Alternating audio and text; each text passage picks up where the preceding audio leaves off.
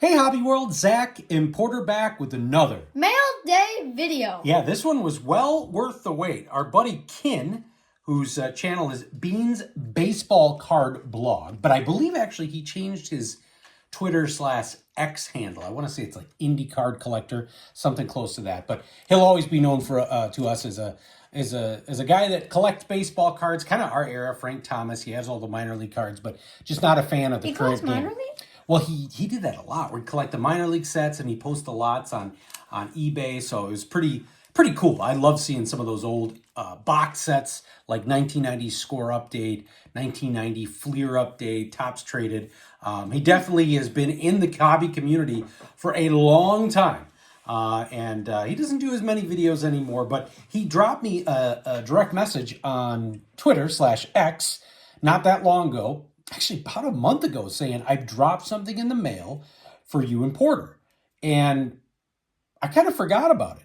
And like 3 weeks later, he said, hey, did that ever arrive? And I said, oh man, we would have told you.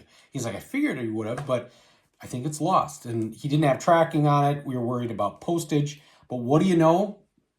It shows up. It shows up. I saw it on the informed delivery, and I said, Ken, it looks like it's finally on the visual. I think we're going to get it tomorrow. And we did. And it's very apropos that his card had dogs on it. He's a huge dog and animal lover. Every 4th of July, he reminds humans to be nice with the fireworks. And he wrote in here, nothing big here, but hopefully something new to your collections. Enjoy. And they were new to our collection. And he hit some home runs here. So I'm going to start with an awesome Richard Dent card. I don't know if I've even seen this before, but it's a Prism Select from 2021 of the Sackman Richard Dent. That Just is a really super awesome card. We are very excited and looking forward to the Bears season. We liked the draft. We like what they've been doing.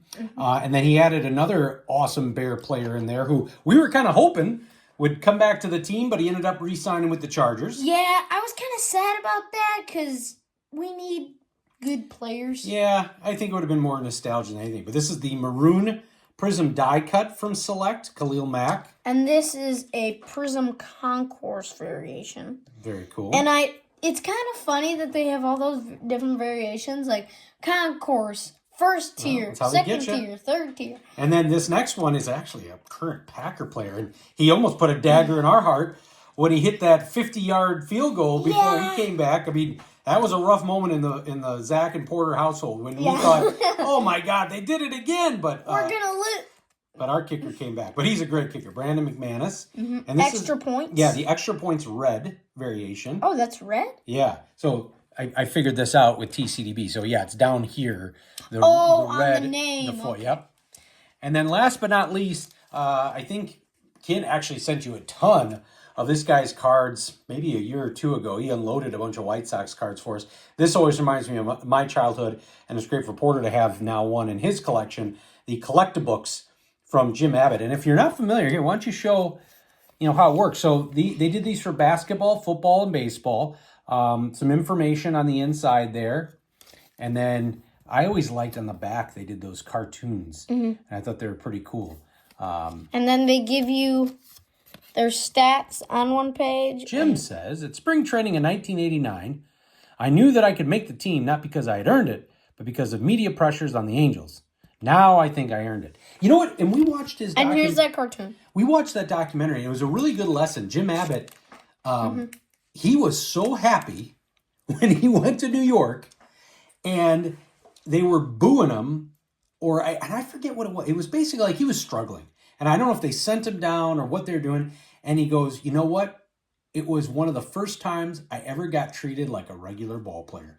It's like they didn't look at me like I had, one arm, one hand. I'm just like everybody else. And there was a weird enjoyment that he liked because he got so much attention. And probably, as he admitted in that documentary, some of it was he would have rather just been known for playing good baseball, not being a great baseball player, plus having this challenge to overcome. So it's just a great show. You can see it on MLB TV if you get a chance. So I forget what it's called though. I can't remember. It's focused around a lot about his childhood and the no-hitter. It's called Jim Abbott something something something. Yeah. I can't remember. I think that might actually be the title. That's something something something. I think I'm just kidding. All right. Well, we want to thank our guy, Ken. Like I said, he doesn't do a ton of videos, but definitely give him some love if you can. Give him a follow. And we want to thank you all for watching and subscribing. Bye-bye.